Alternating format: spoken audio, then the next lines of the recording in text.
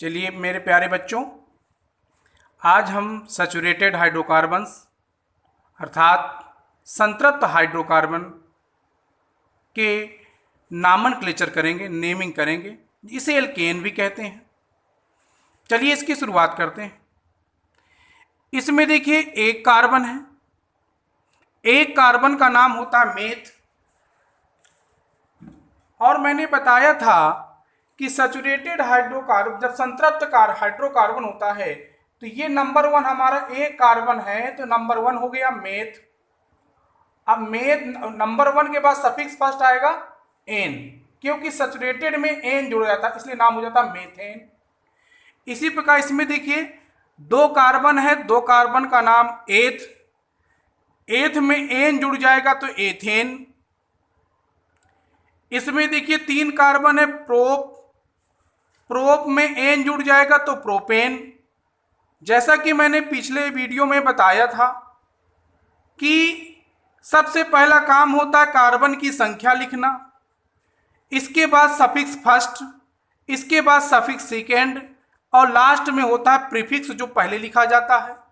क्योंकि इसमें एक कार्बन है तो मेथ कर दिया, सफिक्स फर्स्ट इसका सब एन होगा क्योंकि चारों वैलेंसियों में कार्बन है, कोई डबल बॉन्ड ट्रिपल बॉन्ड नहीं है, सिंगल बॉन्ड है इसलिए एन हो जाता है।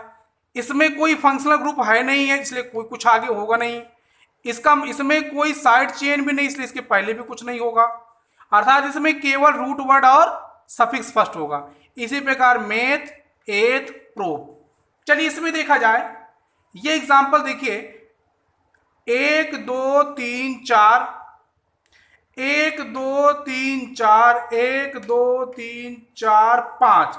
तो मैंने बताया था कि सबसे लंबी कार्बन की श्रृंखला को ही मेन चेन कहते हैं, इसलिए 5 कार्बन की सबसे लंबी श्रृंखला होगी 1 2 3 4 5। मैंने पहले से ही बनाकर रखी है।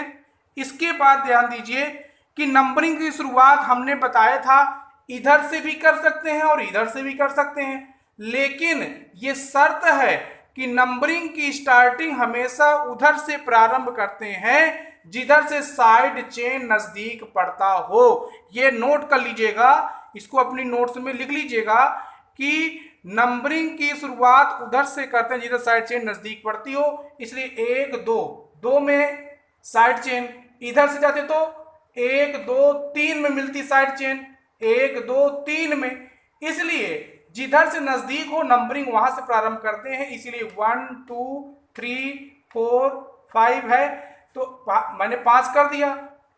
2 में क्या लगा है, एक कार्बन, एक कार्बन का मतलब मेथिल, इसमें भी एक कार्बन है, ये भी मेथिल। क्या मेथिल है, 1 2 मेथिल है, डाई हो गया। किस किस कार्बन में है, 2 और 3 में, तो यहां पर 2 लिखा होता है, यहां पर दिख नहीं रहा होगा आपको, 2 3 डाई मेथिल पेंट एन। फिर से समझने प्रयास करिएगा, 1 2 3 4 5, 5 को मैंने कर दिया पेंट, चूंकि सिंगल बॉन्ड पूरी श्रृंखला में है इसलिए एन। अब इसमें कोई फंक्शनल ग्रुप तो है नहीं है, प्रीफिक्स जो छूट जाता है यही बचे, क्या क्या छूटा, मेथिल मेथिल, 2 और 3 में मेथिल तो 2 3 डाई मेथिल। चलिए इसमें शुरुआत करें। इसमें देखिए 1 2 3 4 5 कार्बन की लंबी श्रृंखला है, इसमें से शुरुआत किधर से करेंगे, वही नियम है, इधर से करते अगर तो 1 2 3 में पड़ता, इधर से चलते तो 1 2 में पड़ रहा है, इसलिए नंबरिंग यही शुरुआत करेंगे 1 2 3 4 5।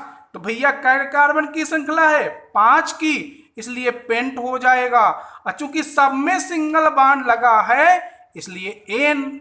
आया समझ में कि नहीं आया, 5 कार्बन है इसलिए पेंट और उसके बाद सिंगल बॉन्ड लगे एन। अब छूट क्या गया, 2 कार्बन ये और 1 कार्बन ये, एक कार्बन का नाम होता है मेथिल और 2 कार्बन का नाम होता है एथिल। तो ABCD में E पहले आता है, M बाद में आता है, जैसा मैंने बताया था कि E वाले को पहले लिखते हैं और M वाले को बाद में लिखते हैं, अंक के पोजीशन से कोई मतलब नहीं है। तो 3 एथिल टू मेथिल। अंक के पोजीशन से मतलब नहीं है, हमारा इसके नाम से मतलब था। तो पहले आएगा एथिल, बाद में आएगा मेथिल।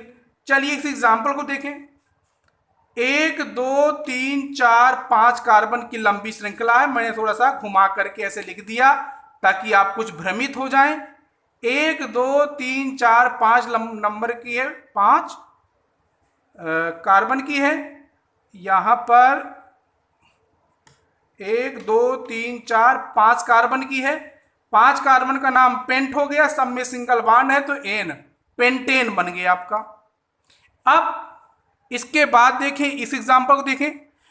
1 2 3 4 5 कार्बन की है तो मैंने क्या कर दिया यहाँ पर, पेंट, सभी में सिंगल बॉन्ड है, एन कर दिया।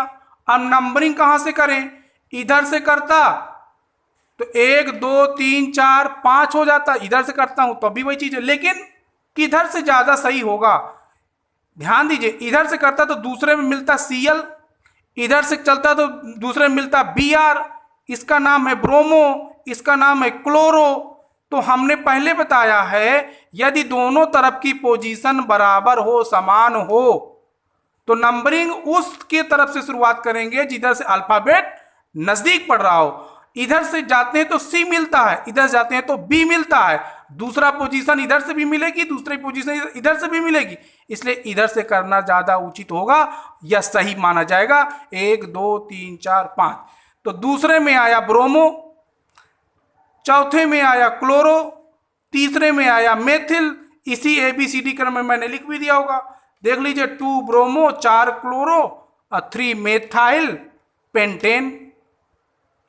अब इसको देखिए, 1 2 3 4 5 6 कार्बन है। इसमें देखिए 1 2 3 में 2 कार्बन छूट गए, इधर से चलते अगर तो 1 2 3 में 1 कार्बन छूटता। इधर से भी नंबरिंग कर सकते हैं और इधर से भी, लेकिन इधर से करते हैं तो तीसरे में मिलता है एथिल, इधर से करते तो 1 2 3 मिलता मेथिल। तो ये तीसरे में आता यम, इधर से तीसरे में आ रहा ई, तो ई वाला ज्यादा सही होता है, मतलब यही सही होता है, एम वाला रॉन्ग होता है। तो 1 2 3 इधर से नंबरिंग कर दिया मैंने। 3 में एथिल आया और 4 में मेथिल आया, 6 कार्बन थे तो हेक्स हो गया, सिंगल बॉन्ड एन हो गया। इसके बाद देखिए कै कार्बन, इसमें 1 2 3 कार्बन है। 3 कार्बन को मैंने लिख दिया प्रोप, सिंगल बॉन्ड है, एन कर दिया, प्रोपेन हो गया। दूसरे में देखिए आई भी लिखा है, दूसरे में देखिए NO2 भी लिखा है। एन का नाम नाइट्रो है, इसका नाम है आइडो। आई पहले आता है, एन बाद में आता है, इसलिए 2 नाइट, इसमें ये रंग है यहां पर,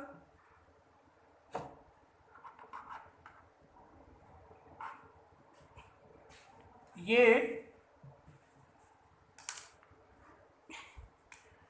2 आइडो और 2 नाइट्रो प्रोपेन। और ये देखिए एग्जाम्पल, मैंने इसको नहीं लिखा है, आप लोग अपने मन से करिएगा, ये होमवर्क समझिएगा। इसके बहुत सारे एग्जाम्पल मैं आपको PDF के माध्यम से भिजवाऊंगा, जिसे आप लोग देख लीजिएगा।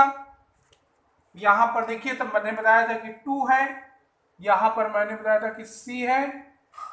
थैंक यू, शायद आपको समझ में आया होगा, ना समझ में आया हो तो आप जरूर बताइएगा, और मेरे इस चैनल को सब्सक्राइब कर दीजिएगा, शेयर करिएगा, लाइक करिएगा। Thank you.